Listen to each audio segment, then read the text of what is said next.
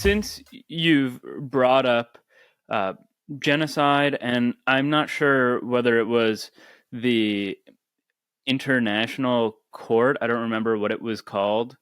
Do you know what I'm talking about? You've cited this? Well, the International Court of Justice, you mean? Yes, the International Court of Justice. Yes. They said that Israel may be committing genocide, but they haven't yet made a definitive statement. I'm wondering where you weigh in on these allegations of genocide as well. Well, my view is that the International Court of Justice is likely to find that Israel has committed genocide according to the terms of the 1948 Genocide Convention. Genocide is both a practical judgment used in common parlance, and it's also a legal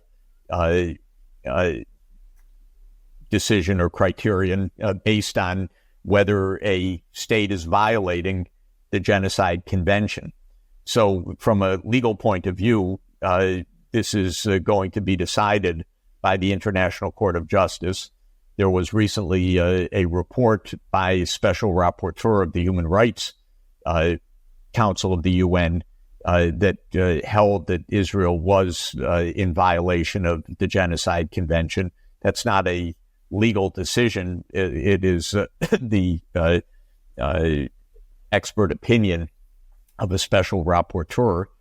I'm not a jurist in this, though I've studied the Genocide Convention and episodes of genocide and some of the legal conditions. And my view is that the International Court of Justice is likely to find that Israel has committed genocide.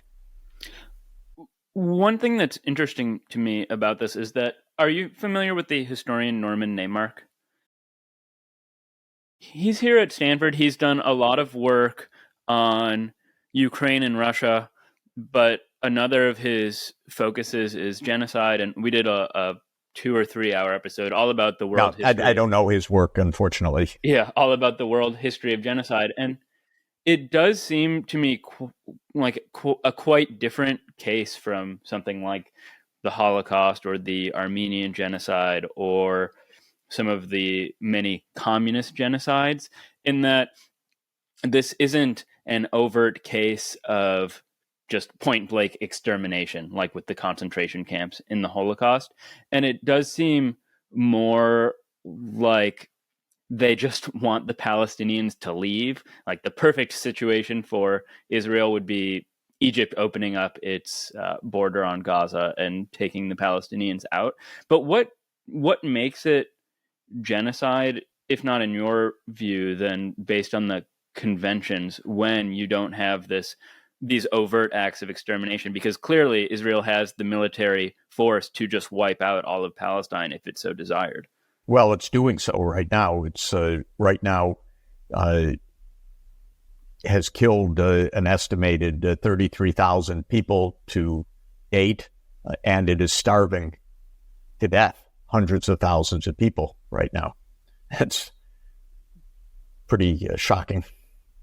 And I think, again, from a legal point of view, I found the assertions made by the government of South Africa to be compelling. And they described all of the specifics in terms of intent and action as why they argue that Israel is violating the Genocide Convention. Similarly, the special rapporteur found the same.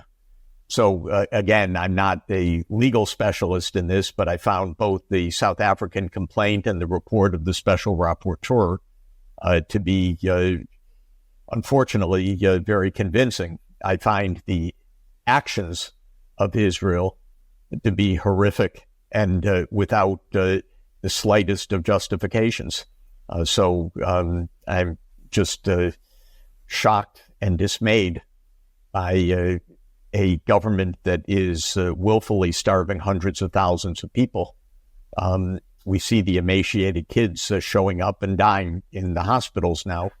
And I'm shocked of daily bombings that have killed more than 30,000 people, of whom 70% are women and children.